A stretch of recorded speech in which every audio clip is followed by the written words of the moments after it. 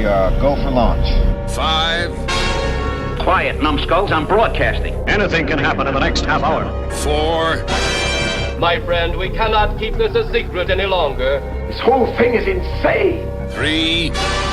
Quiet, please. I am analyzing. Where's the kaboom? 2. There was supposed to be an earth-shattering kaboom. 1.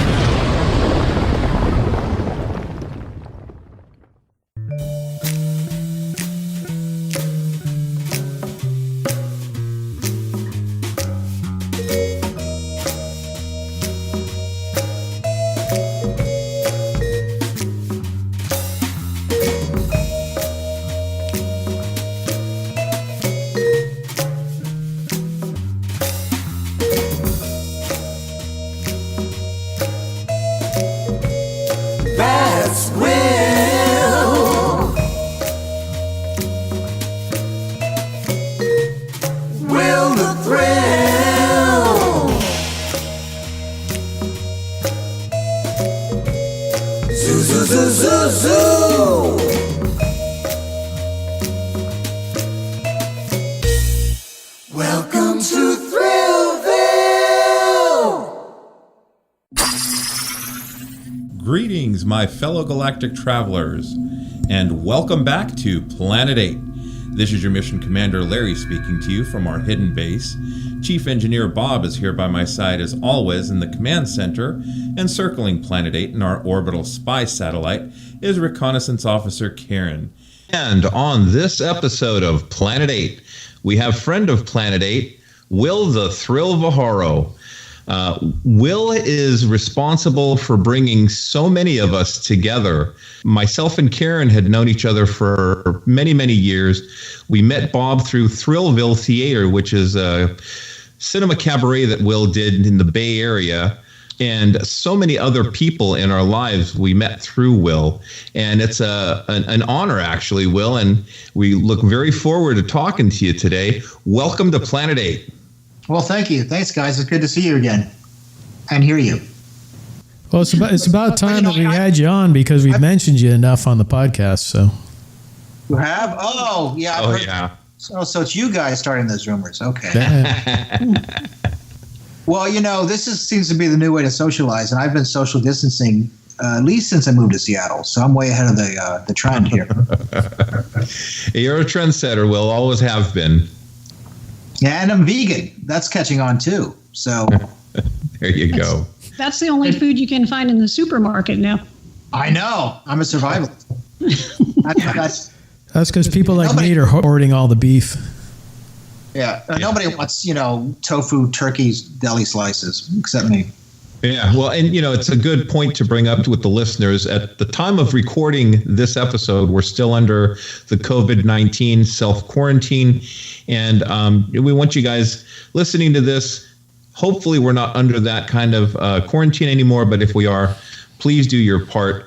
Let's go ahead and level out this curve and get back to life as normal. Speaking of normal, this podcast is not going to be such. Is it ever? Is it ever, exactly. Will, I got to tell you, I'm a big fan of Thrillville. I love you and Monica to death. I think we're all fans. There were so many great shows, so many memories.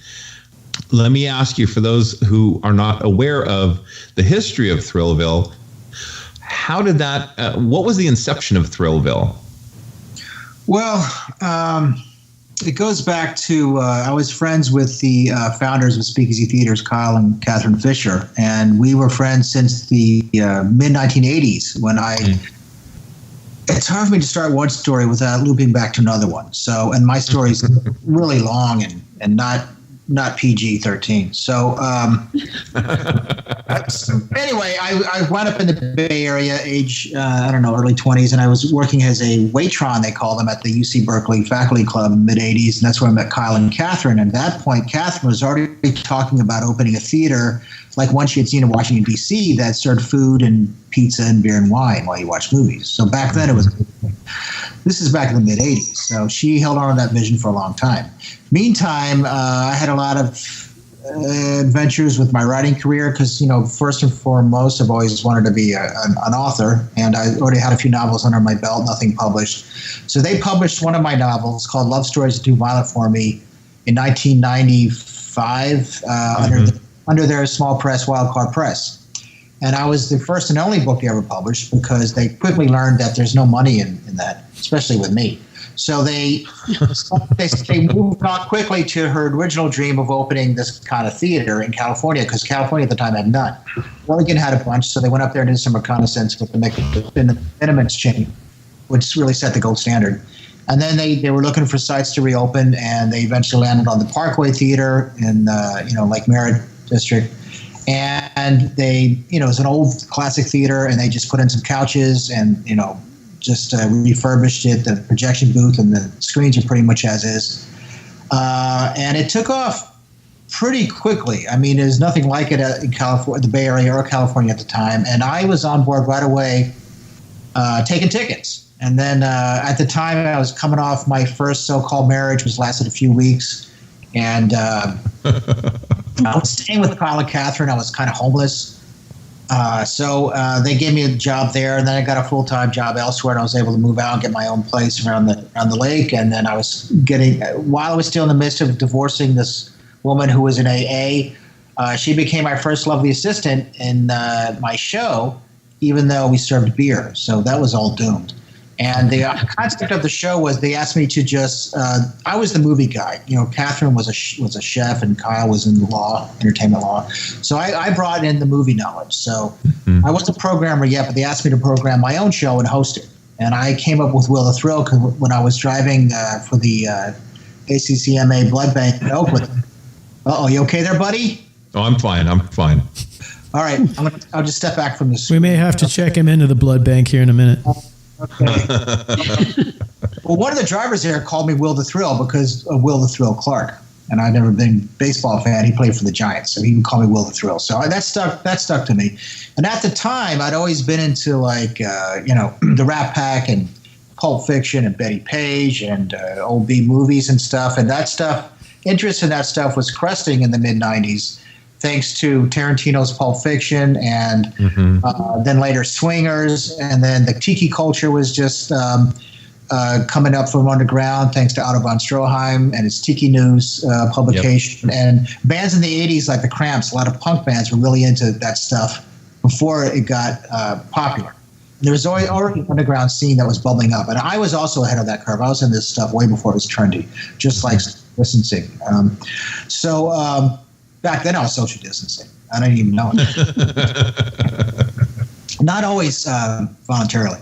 Quickly came together where I just threw together this persona of a lounge lizard, kind of inspired by Buddy Love, the original Buddy Love, the Jerry Lewis. So I didn't know. I didn't really have any stage experience. I was hosting Elvis parties twice a year: Elvis B Day, January 8th, and Elvis D Day, August 16th, which will factor into the story in a more important way. For a few years, but they were informal. And me and my friends put them together, and what are you taking a picture there of? Okay. The screen. All right, it's none of my business. Behind the scenes here. You're Ultraman? Okay.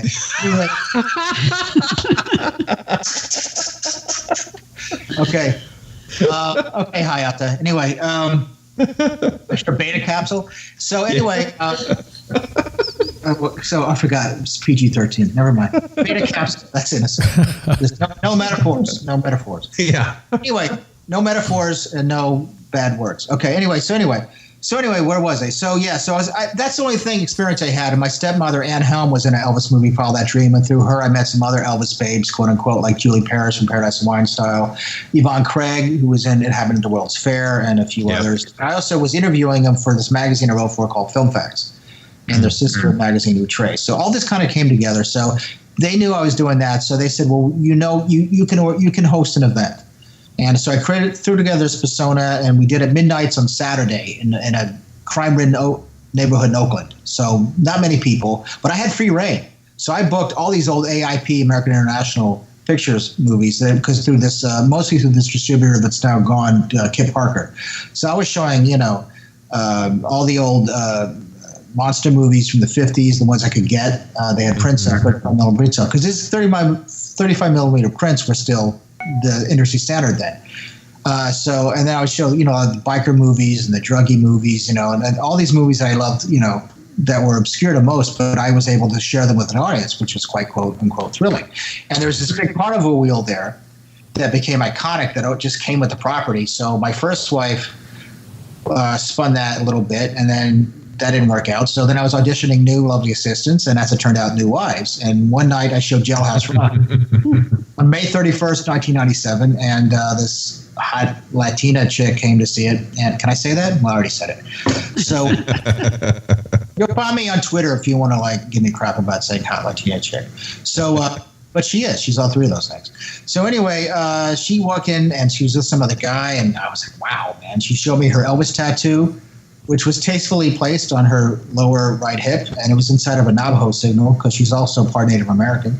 And it was Monica, and I thought she was Italian. I'm from New Jersey, and I just remember I said, "So are you a WAP?" And she goes, "Excuse me?" I'm like, Italian. I'm from New Jersey. She says, "No." And so, hey, man, whatever I said, we're still married. So, I said something right. But anyway, we didn't get together that night. She came in, and I chose her from the audience, of course, to spin the wheel, and I gave her this Elvis blanket, and I never thought I'd see her again. And she told me later she got really sick that night from the pizza and was sick for a while. Okay. But what happened was, this is May 31st, 1997. January 8th, 1998, I'm hosting an Elvis birthday party at the Ivy Room in Albany, nearby, Albany, California. And I was bored and depressed as usual. And the show was just kind of, it wasn't really taking off, but it was, it was something to do on Saturday night at midnight, and I was getting a little bit of a following. And then I was just about actually leave my own party. I was so depressed. And who walks up to the door but Monica with the same guy?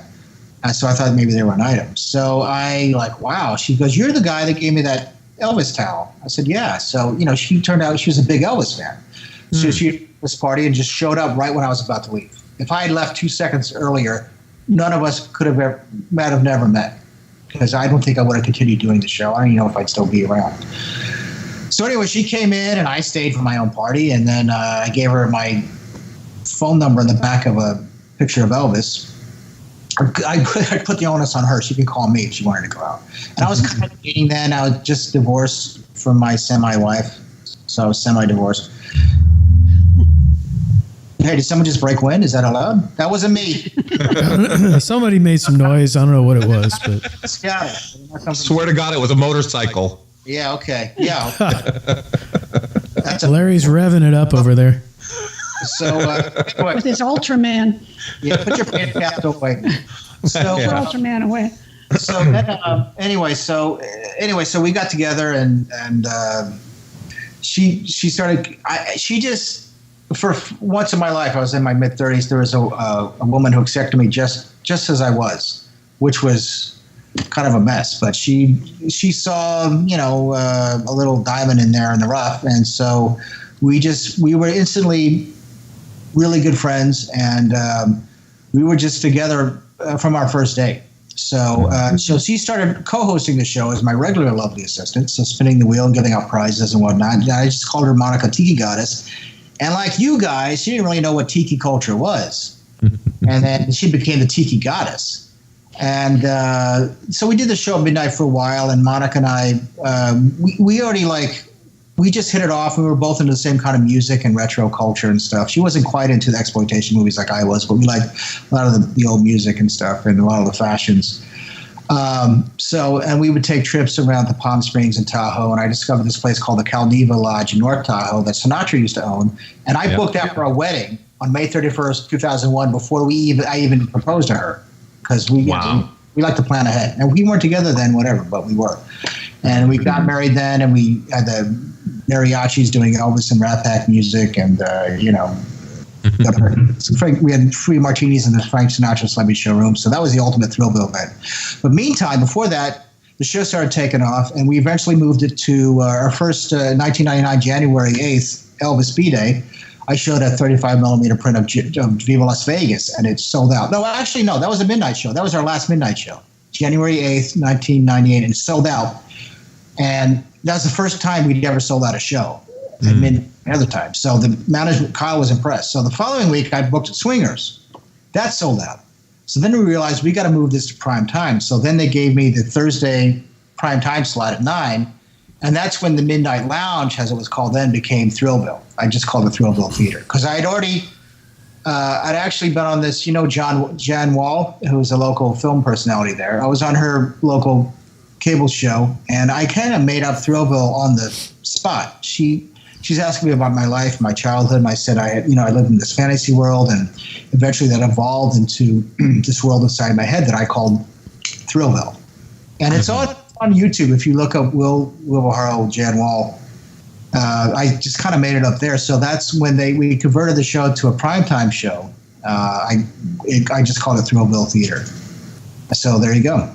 And then we started adding live acts, burlesque, retro bands, because at that point I started meeting a lot of people into this retro culture. And I had this great showcase, and the Parkway was getting very popular. So everything kind of dovetailed. And originally they had asked me to create the show and host it to promote the book they published, Love Stories Too Violent for Me, which basically got forgotten because the show took off. So that became my dominant persona. So I never planned on this. I never wanted to be an impresario. And I know you guys love horror hosts, and I grew up with Doc Shock out of Philly and South Jersey in the 70s. And so I love that stuff, but I never wanted to be a host. Unlike Mr. Lobo or Low Blood Raw, they wanted to be horror hosts. And I wasn't really a horror host. I was this lounge wizard who just showed whatever I wanted. So I was more about retro pop culture in general than just horror. So, but anyway, that the writing I stopped writing fiction for a long time, and then in 2001, as you guys know, the year I got married, Christian Slater found a copy of Love Stories Too Violent for Me at a bookstore in LA and tracked me down and optioned it. And then that's a whole other story. So, right. But anyway, that's why I now have Thrillville Press, which is where all my books are. So that's kind of Thrillville in a very, very big nutshell. Yeah, well, thanks for listening. That's about all the time we have. I'm just kidding. All right. You can edit that down. Hey, I got to ask, though, who was that guy with Monica? Did you bump him off and throw him in an alley or something, or what? This oh my guts life story. Who's that guy with Monica? Damon. Monica, were you banging that guy? No. Anything else? Oh my gosh. All right. So what were some of your highlights at Thrillville? What were your favorite shows that you did? Well, of course, Creature Features. The Creature Features reunions with Bob Wilkins and John Stanley and the late Bob Shaw and the late Bob Wilkins, unfortunately. As you guys know, that started in 2000. And I loved horror hosts, but I didn't know about Bob Wilkins because when I moved to the Bay Area, mid-'80s, John Stanley was just going off the air, and I didn't really watch TV then, except Miami Vice. So I didn't know any of these guys, and some of the locals told me about Bob Wilkins, and I tracked him down actually and interviewed him for the Parkway News, which is remember that newspaper we used to do for the theater. I used to edit and write for. So I interviewed him, and then people just came to me saying, "I know this guy, and so we talked Bob in a appearing at a show, and then we had Doug Jones and recreate the set from Creature Features, and you guys were so excited because he was a local legend.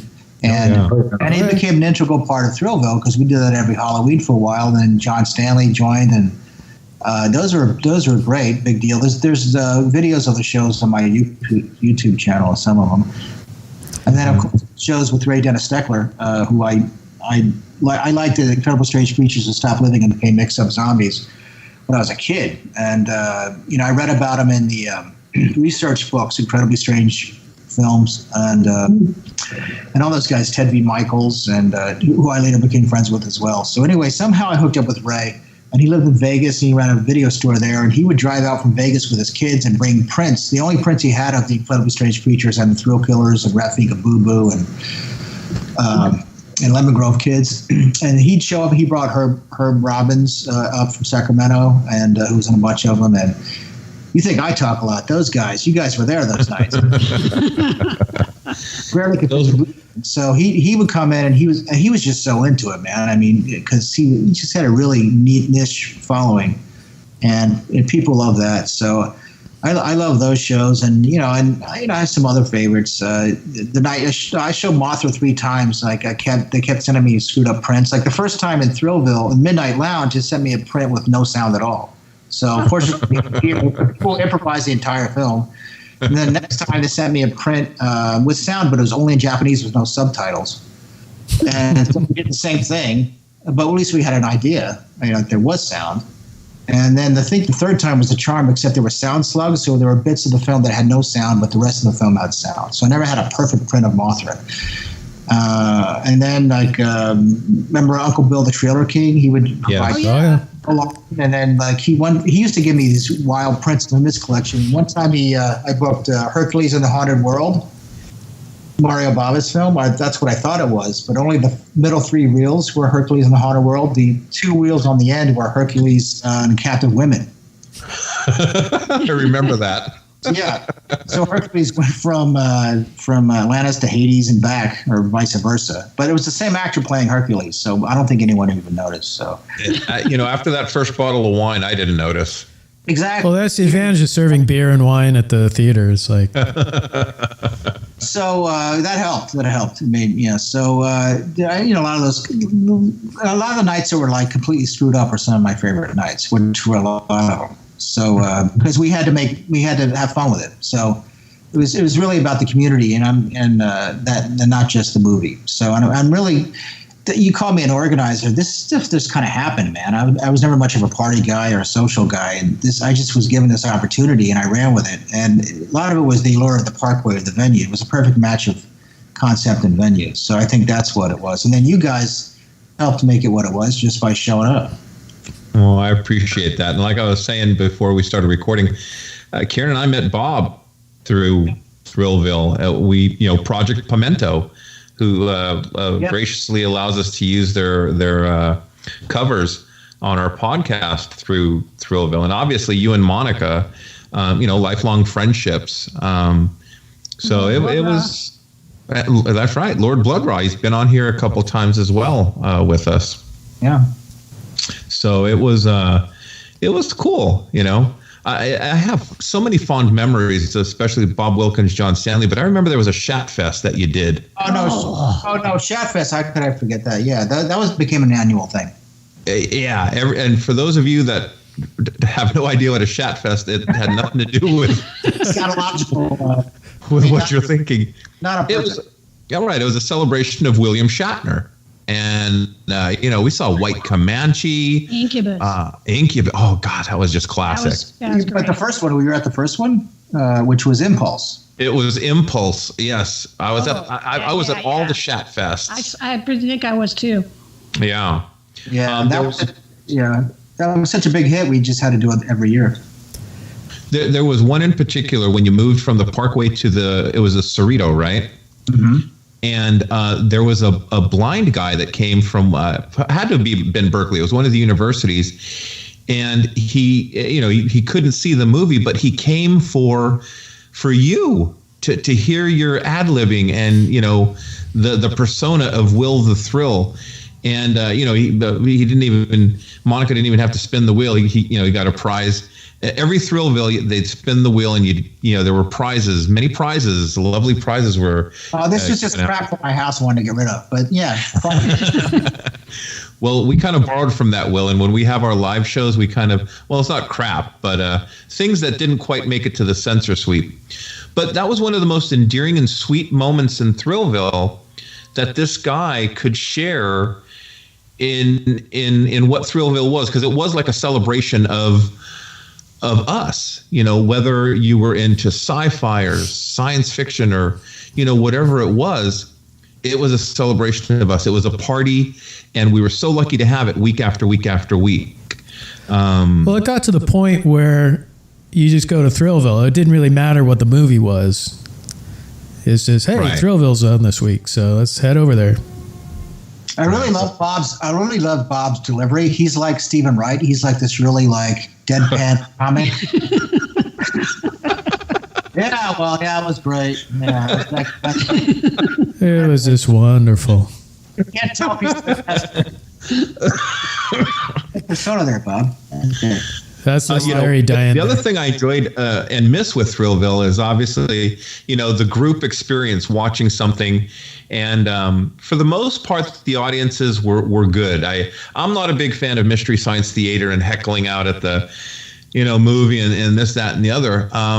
There were so many great films, Will, that I never would have watched had it not been for Thrillville. And the first one that comes to mind is Eyes Without a Face. Oh God, that's a masterpiece. Geez, it really is. It's French, isn't it? And that was a good movie I showed. I sometimes show good movies. Yeah. No, how did that happen? No, it's French, 1959. Yeah, it was. That's a haunting film. That's just a movie. That's really poetic. Yeah, I know. Well, not all my films were poetic.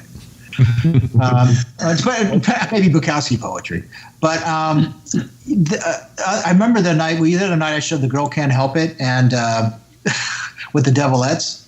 Yes. And Rob Nielsen was filming us for an independent film he was shooting that he used later. He intercut later that with Thrillville, featuring Thrillville. But anyway, what made that night especially memorable? It was packed. It was sold out. And the print showed up the day before with only 2 reels, and they were trashed. So I had no movie. And this is before it was on DVD. Right. So I had to actually go home and get my copy I taped off AMC.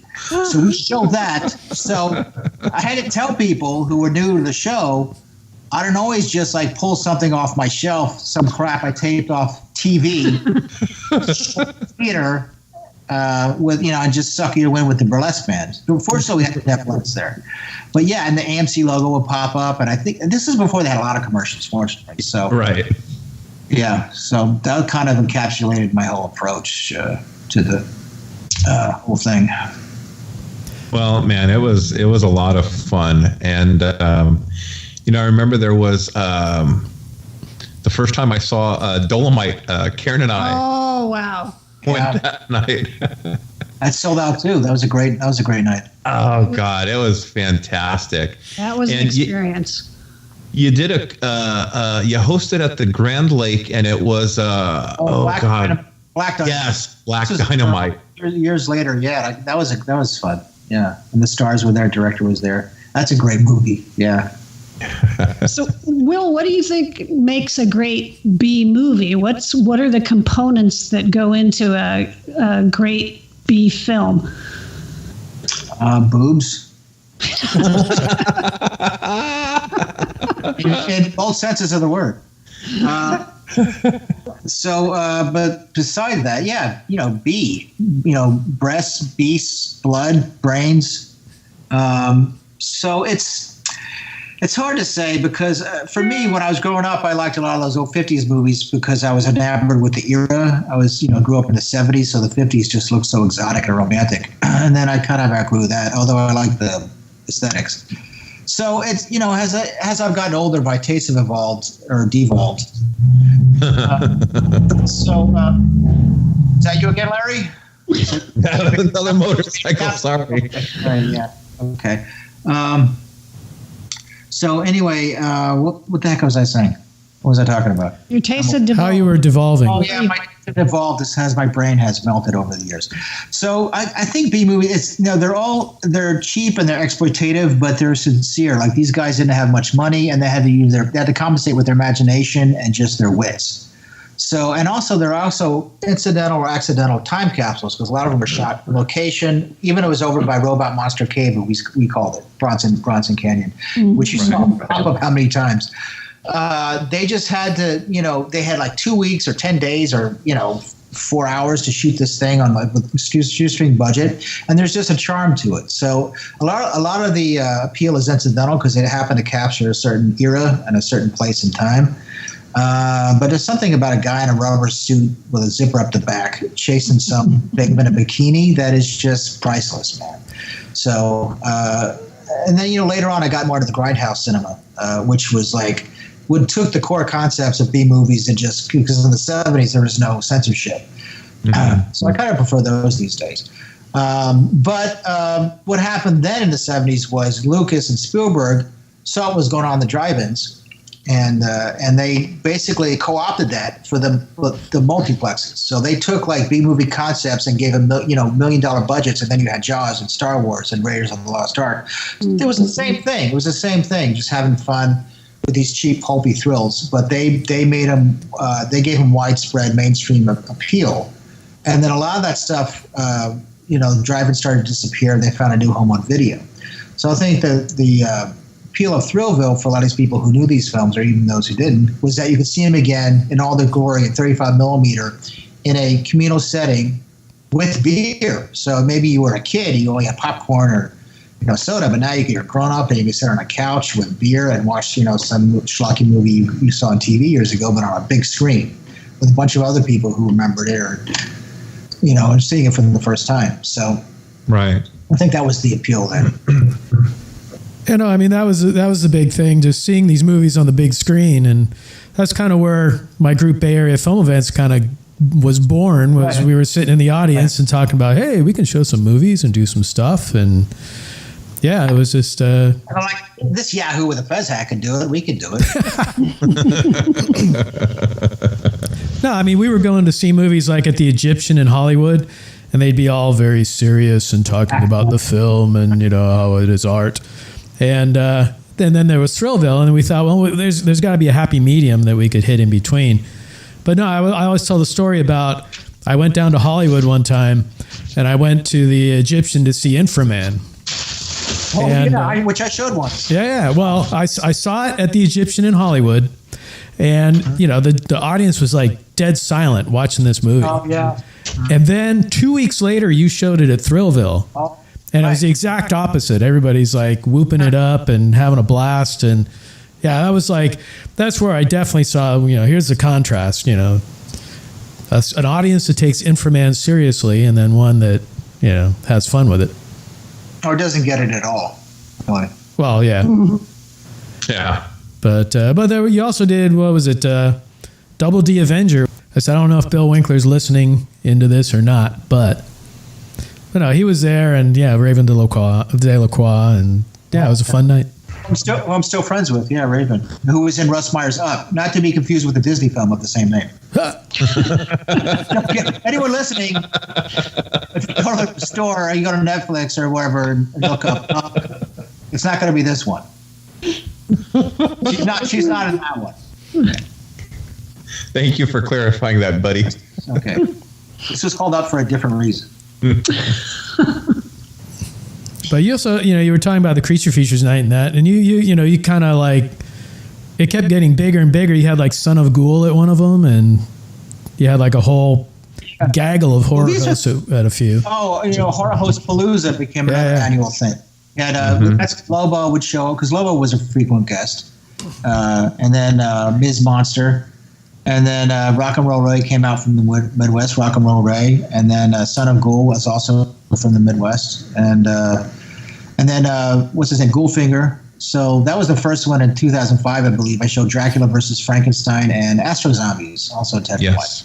Oh, no, Double D Avenger was paired with Mark of the Astro Zombies. That was Ted B. Michaels. Oh, yeah. So it was kind of Russ Meyer, hey, what are they doing now kind of thing. Anyway, yeah. So that was another big night. So we had a few horror host paloozas, and then John Stanley, of course, would be one of the horror hosts. Those are, yeah. Well, now, if memory serves you, you played I Was a Teenage Werewolf at Thrillville, right? I showed it because once Thrillville took off and had some notoriety, and I was getting a lot of local press, I was other venues expressed interest, and I didn't want to compete against the Parkway. But every now and then I would do a road show, like we did. I Was a Teenage Werewolf for 16 millimeter print. I Was a Teenage Werewolf, my favorite B movie since I was a kid, and we at the Fine Arts in Berkeley, the Fine Arts, the old Fine Arts, and Kid Parker, like I said, was the distributor, and then they went out of business right after I showed it. So I hung on to the 16 millimeter print because they were gone. And then a couple years later, I was doing shows at Copia up in Napa. Remember that? We do annual Halloween shows, and I booked out Teenage Werewolf. And then I heard from Susan Nicholson's attorney, who was also her husband. So she pulled she took the print from me, and so that was canceled. So I booked, I think, something else instead, The Spider, I think, which was Earth versus the Spider or something. I don't remember what I booked instead. So a lot of those AIP titles now are all up for grabs, and Susan Nicholson is sitting on a bunch of them, and Sam Markoff has some others, and Corman has some others. So they became increasingly frustrating as a programmer, to be honest with you, because by then I was programming the entire theater. I mean, the fun stuff I liked I booked at Thrillville, and then I just booked second run stuff and other special events for the rest of the time at the theater. Mm-hmm. So it was hard to be a programmer, man. Just figuring out rights for stuff and availability and prices, and But like you guys, I learned on the job, so I just figured it out as I went. Well, that's kind of the thing. As these B movies have gotten more and more popular, it's like all these people come out of the woodworks and claim rights and claim that they own this and that, and then it gets tough. Wade Williams. That's all I have to say. Yeah. So anyway, but I don't miss that aspect of the business. But the only thing I do miss are my friends. But we're still friends, so I don't have to miss you. So I mean, except I'm up in Seattle now, so I don't see as much. In fact, this is the first time I've been face to face with you, so to speak, since I was back in the Bay Area in 2015 doing a book signing at Forbidden Island. That's right. Where I hosted movie nights after the Parkway closed. Forbidden Thrills. Yeah. So I did a tiki lounge movie night once a week or something, once a month. I don't remember. Forbidden Thrills. So Thrillville's had many incarnations. And then we're still going strong up in Seattle. I'm walking dogs. You're doing book readings. I see that Noir at the Bar and. I hosted this local chapter of something called Noir at the Bar, which is like it sounds. It's like crime writers reading from the books at venues, and usually in bars. Yeah, I'm also always associated with alcohol. People have to be drunk to put up with it. But I did that for a couple of years, and then I handed it off to someone else. But it was fun. I did some local networking, and I met a lot of local authors, which is good, because when I moved up here, I really focused exclusively on my writing. The movie with Christian Slater obviously never happened, but it came really close. But that opened up other opportunities for me, and Love Stories That Do Violent for Me was reissued in 2013, Christian on the cover. And then I wrote a sequel to that the same publisher, Gutter Books, published, called Hardboiled Heart. That's what I did the reading at Forbidden Island. And then Thrillville Press has just published a bunch of books since then. Bob's looking at his watch. You can't tell, but I can, because I have commission. That's right. That's my cue to wrap it up. No, I just got a text. Even though my phone's off, my magic watch still texted through. Dick Tracy? Okay. Dick Tracy, that's right. That was the boss, my dog. I got a text on my phone, on my watch. Yeah, just a little ticker tape across the front of the watch there. Okay, Dick Tracy. All right. So what, you got to go? No, we're good. Keep going. Okay, you awake? I am. It's good. Monica slept through all those movies because we had couches. So she when I showed like a film noir or a good movie, she'd stay awake. But that didn't happen very often. Yeah, she would go up there, spin the wheel, do the intro, and then back to the couch, and then that was it till the end of the night. She was mommy. She was just like, okay, all right, kids. She's going to lay down the rules. Everyone be nice. No running around naked. Right. Okay? And then I'm going to take a nap. That's fun. Don't make too much noise. Just one of the best wives ever. She was there for almost every single night. She's the best wife I've ever had. There you go. Amen to that. We got to know and love Monica as much as we got to know and love you over the years. You guys are a perfect couple and a perfect team. Well, she's up here working on her dissertation. She's finishing up her studies at the University of Washington Drama School of Drama. So so that's what she's doing. That's cool. So everybody's moved on and branched out. But why don't you talk a little bit about some of your books, because you've got a few out. I don't think we can't do that on a family show. Well, in broad terms. Broad terms? Yes, that's right. To broad.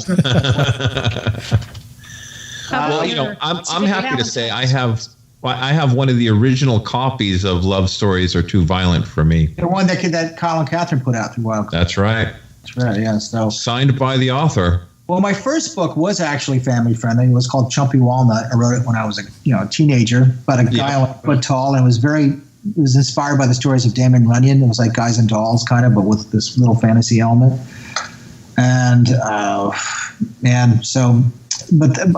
that, I just, especially when I put writing aside after the Parkway took off, when I went back to it after the Parkway closed, I picked up this novel I started called A Mermaid Drowns in the Midnight Lounge, which was named after my show, The Midnight Lounge. And I only read like 30 pages. And when I went back to it and finished it, it morphed into this just completely, wild, surrealistic, Lynchian, erotic nightmare. Can I say erotic? Is that okay? Yeah, sure. You're fine with that. Don't Google that, kids. It's EROT. I don't know how to spell it.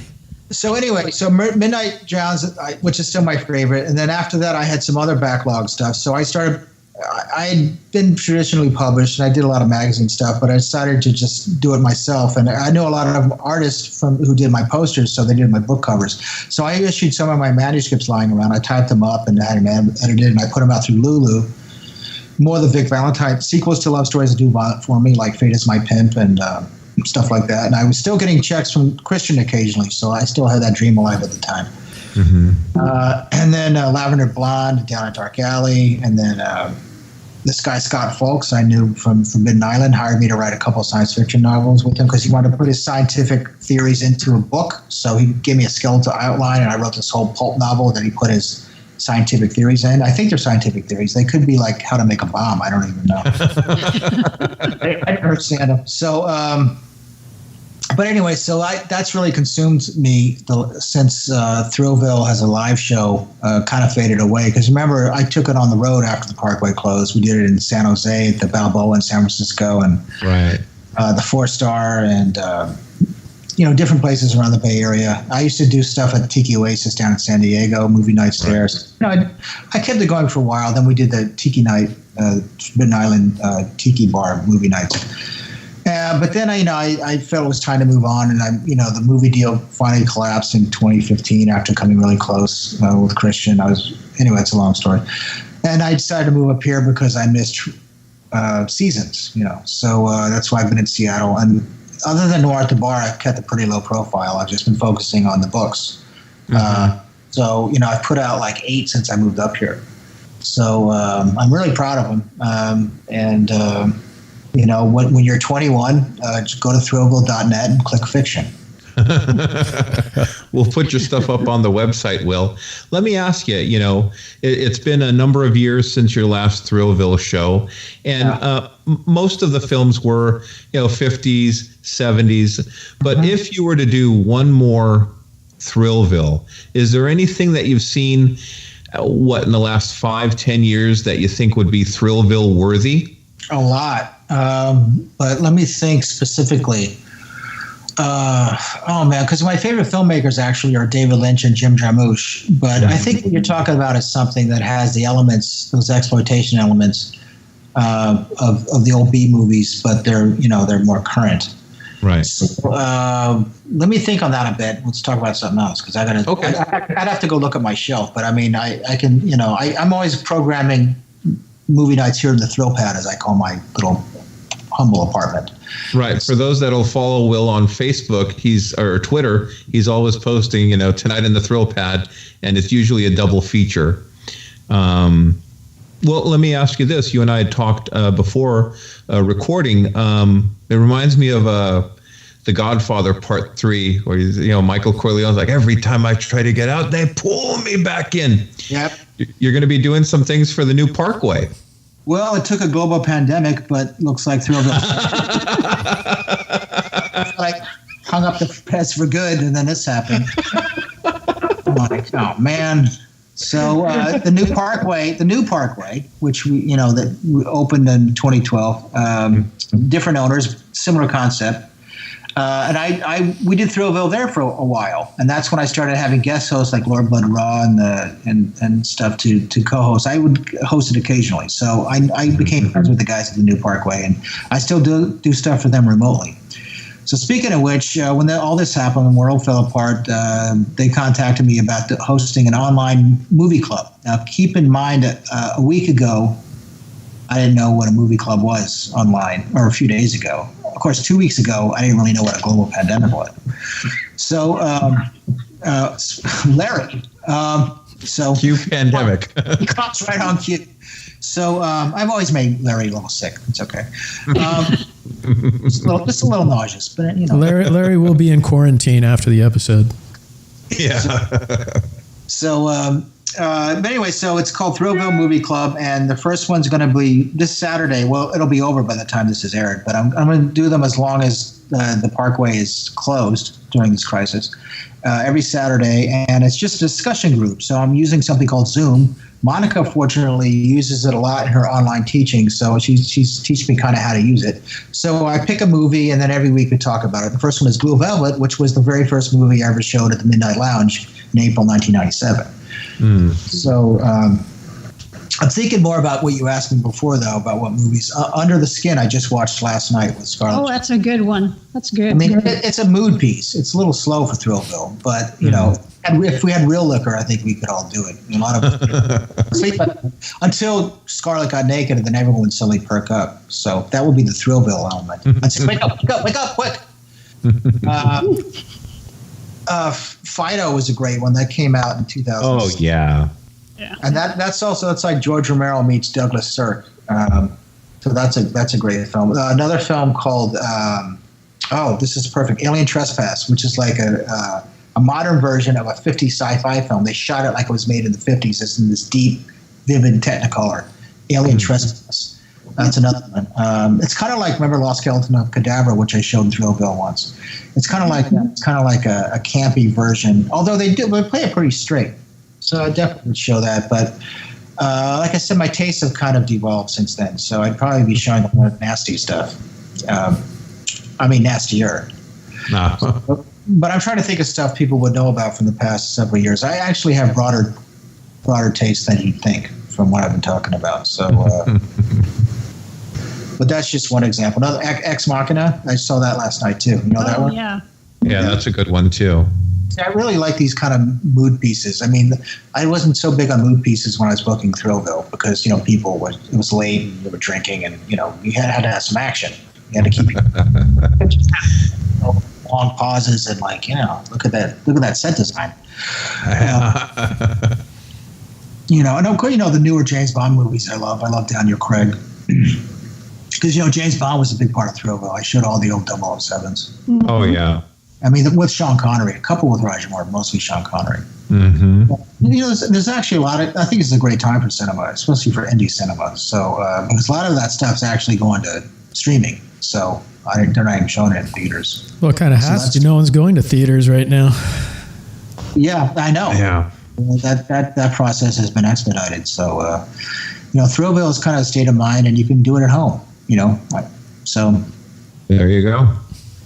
Hey, well, this is the part in the show where we get into our censor sweep. But before we do that, I just want to go round robin and see if there are any last questions or comments that anyone wants to make while we still have Will with us here in this episode of Planet 8.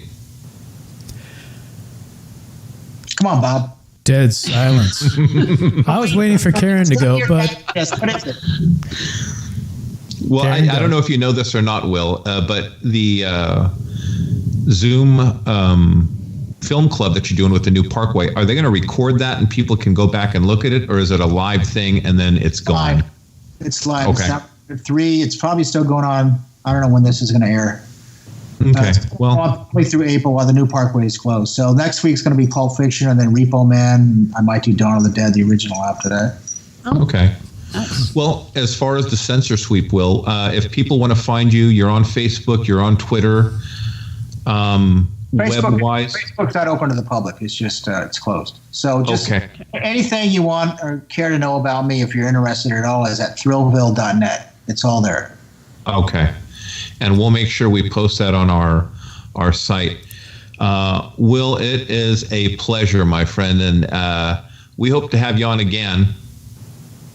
I don't know if I have anything left to say, but Bob? Well, we'll have to have you on when we're talking about a specific movie or genre or something, and you can just come on and just give opinions. Okay. I mean, but I might dominate the show with my opinion. So don't ask me. Hey, yeah. So if anyone out there wants to grasp the concept of Thrillville or start getting, let's say people are out there and they're watching Avengers and the latest Spider-Man or whatever, and they want to get into these old B movies, where should they start? You asking me? I'm sorry, Jeff. Yeah, you're on the show. Come on. Thrillville.net. I mean, about where would they find these movies?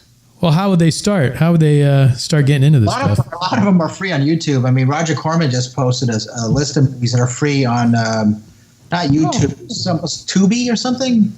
Is that what it's called? TUBI? Yeah, Tubi is like a new a streaming app. Yeah, a lot of these things are on free on YouTube. But you know what? Amazon Prime has a ton of them. Shudder. I love Shudder. So that's my favorite streaming. I mean, they have Joe Bob. Joe Bob is back on. Yeah, we have Shudder over here. And Will, a lot of the movies that you've played in Thrillville is listed on Thrillville.net. Yeah, actually, if you go to Facebook, there's a page called Thrillville Theater, and that has a list of all the movies I've ever shown. So Thrillville Theater is a public page. So Thrillville Press, Thrillville Theater are both on Facebook, open to the public. I kind of closed the loop on my private page because I was getting harassed. I think it was probably Bob. But could be. Well, hey, I want to thank you again for coming to Planet 8. It was good talking to you. I went to Planet 8, never left my chair. I love that. That's my kind of. We'll beam you over next time once we get the interocitor working. Okay, well, good luck with that. Once we're not doing the social distancing and all that. Right. When we can all be in the headquarters. Well, I'll tell you, me and Jazz will be visiting Seattle once this is all lifted, so we'll let you guys know when we're in town. Oh, that'll be awesome, man. So just stay 6 feet apart and we'll be fine. Okay. All right, guys. Well, it's great talking to you and seeing you, kind of. Yeah, thanks for coming on. Cheers. The thrill is gone. On that note, this will conclude this transmission from Planet 8. We would like to thank all of our intergalactic audience for listening. Be sure to head on over to our website at www.planet8podcast.blogspot.com, where you can get more information on this episode's topic. For more conversation, find us on Twitter at Planet8Cast. Or on Facebook at facebook.com/Planet8Podcast. We want to thank you guys for tuning in each and every episode. We look forward to your input and opinions. Until next time, this is Planet 8 signing off. End transmission. By George, he's got it. It is the end.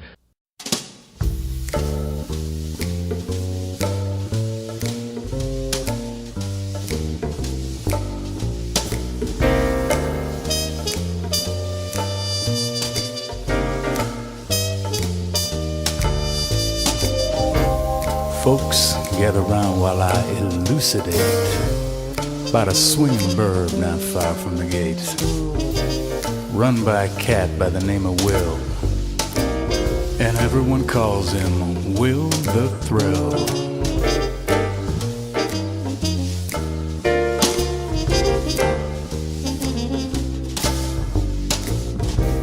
Now this cat Will is a beatnik king with a leopard fez and a diamond ring, and a tiki goddess who looks to kill.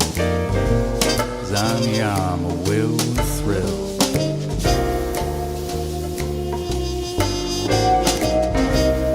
That's Will.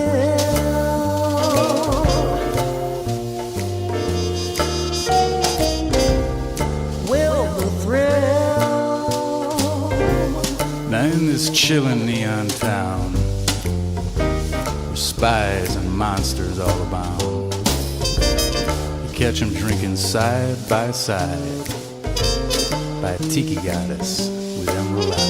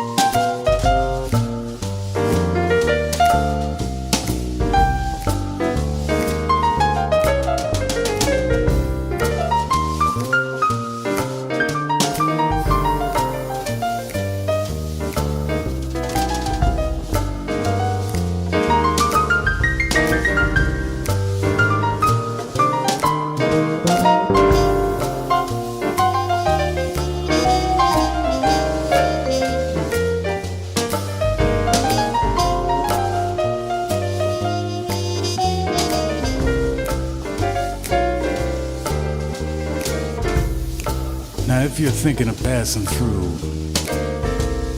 Will the Thrill will welcome you. But careful, cats, don't play the fool. 'Cause in Thrillville, Dad, you've got to be cool.